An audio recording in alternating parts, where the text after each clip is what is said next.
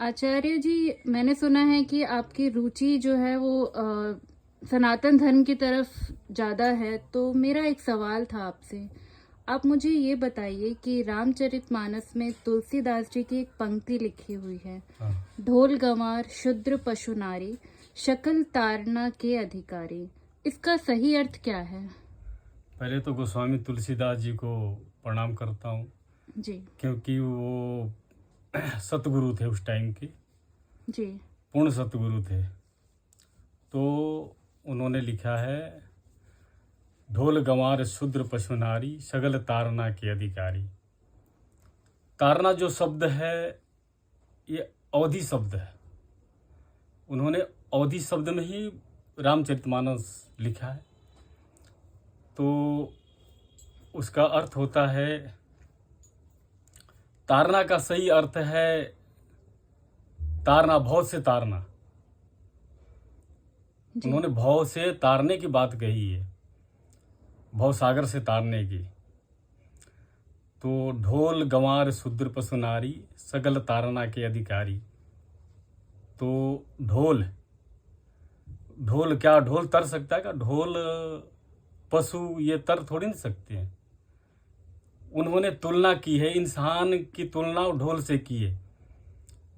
जैसे कुछ इंसान ऐसे होते हैं जो वो ढोल की तरह बजते हैं, ढोल का काम है बजना। तो ऐसे इंसान है जो खूब बोलते हैं, बोलते ही रहते हैं। तो ढोल, ऐसे इंसान को उन्होंने तारने की बात कही है कि ऐसे भी इंसान तर सकते हैं। ढोल गंवार, गंवार जो अनपढ़ गंवार है वो भी भव से तर सकता है। शूद्र, शूद्र तो इंसान जन्म से ही होता है। वो जब वो एक पूर्ण सतगुरु मिलता है तभी वो शूद्र से बाहर आता है। वो वरना जन्म से ही इंसान शूद्र होता है।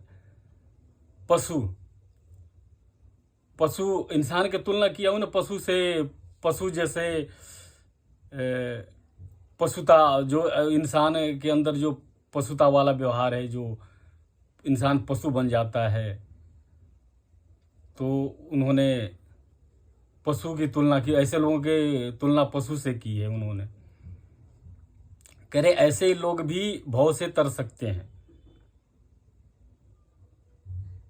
पशु नारी, स्त्री, आप स्त्री, आप अहिल्या लगा लीजिए, मीराबाई,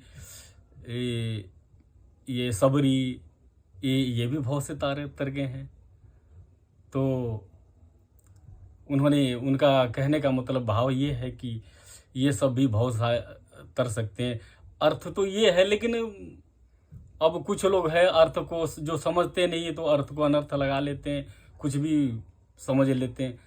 लेकिन ऐसा कुछ नहीं। गोस्वामी तुलसीदास जी वो पूर्ण संत थे और उनकी भाषा में कोई वो नहीं है। हमारे कहने का मतलब यही है। और ऐसे लोग हैं जो सनातनी लोग हैं। आपको ये बात को अच्छे लगे, अगर ये सही अर्थ है तो आप लाइक और सब्सक्राइब कीजिए। आगे भी आपको ऐसे ऐसे अच्छे अच्छे विचार आपको मिलते रहेंगे। हमारे कहने का भाव ये है। जी, आपका बहुत बहुत धन्यवाद। आपने काफ़ी अच्छे तरीके से इसको बताया, इसका अर्थ बताया। जी, धन्यवाद। धन्यवाद।